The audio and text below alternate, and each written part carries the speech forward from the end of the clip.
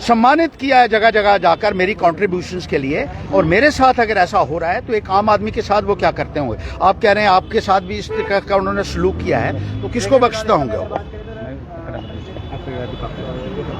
Harshad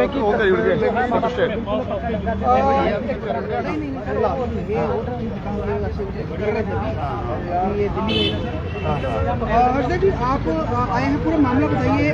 deputy chief minister के खिलाफ road भी हैं और क्या वाकया हुआ सर? देखिए, आज मैं जब डिप्टी चीफ मिनिस्टर महोदय के पास गया कि सड़कों की हालत ठीक नहीं है, पहले भी उनको 4 महीने पहले मैंने मेमोरेंडम दिया था और उनके ऊपर एक्शन नहीं हुआ, तो आज मैं गया दोबारा से।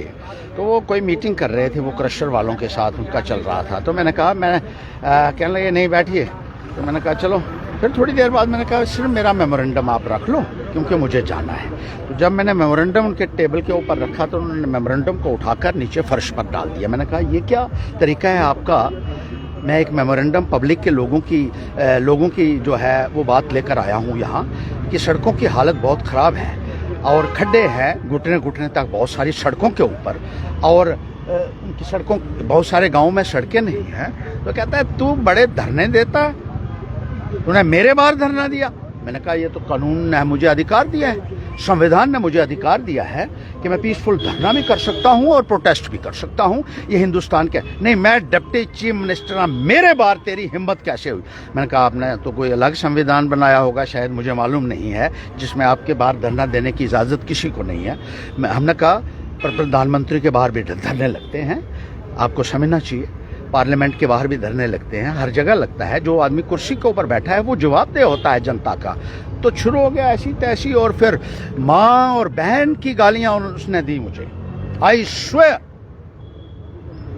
गंदी गंदी गालियां उसने मुझे माँ बहन की दी। मैंने कहा ये इस किस्म की भाषा ये क्या बोल रहा है तू? तो फिर देने लगा।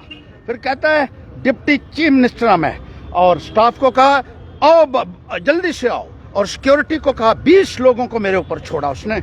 मेरा ये कमीज की ये हालत की, और ये मेरा कुर्ता है, ये इसको लीरा के किया उसने।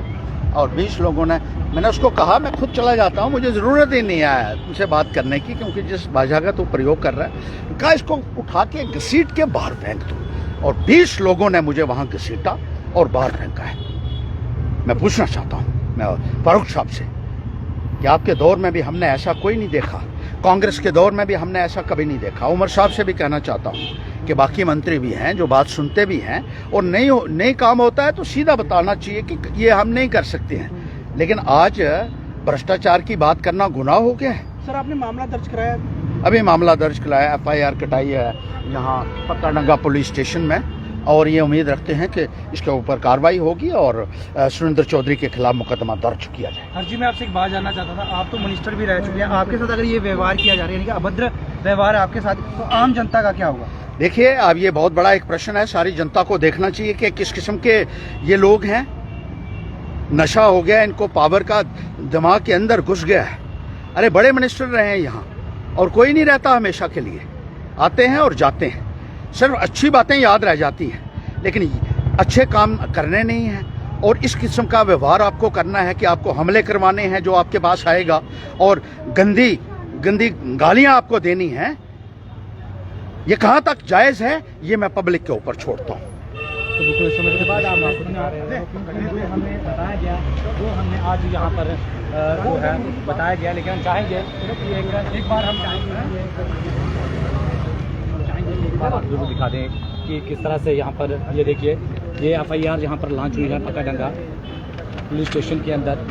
अब इस पर कितना मामला दर्ज होगा वो भी हम एक मिनट